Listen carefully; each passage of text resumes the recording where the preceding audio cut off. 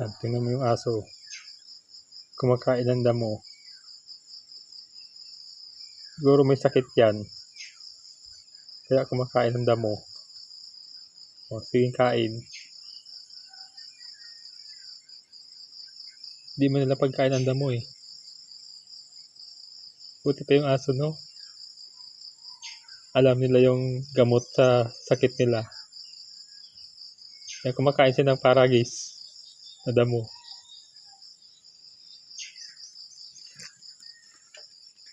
Namimili pa ng sariwa.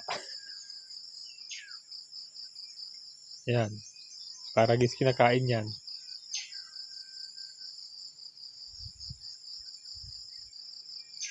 Tignan mo yung aso kumakain ng damo. Ano kaya naramdaman yan?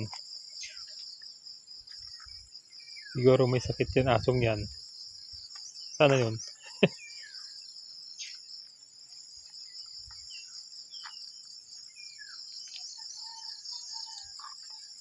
Yan ang paragis yung kinakain niya.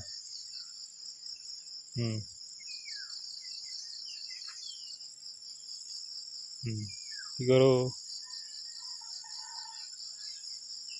may sakit yan kaya kumakain ng paragis.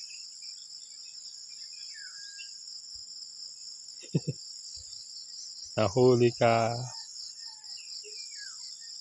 Ginagamot mo sakit mo. Kaya lamon ka ng lamon ng damo.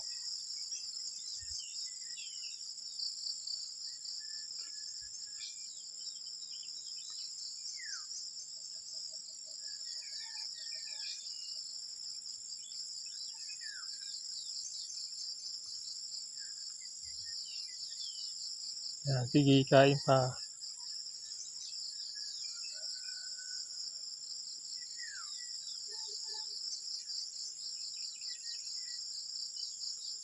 Yan, kumakain sa damo na paragis dahil siguro may sakit siguro asong yan. Kaya kailangan niya magpagaling.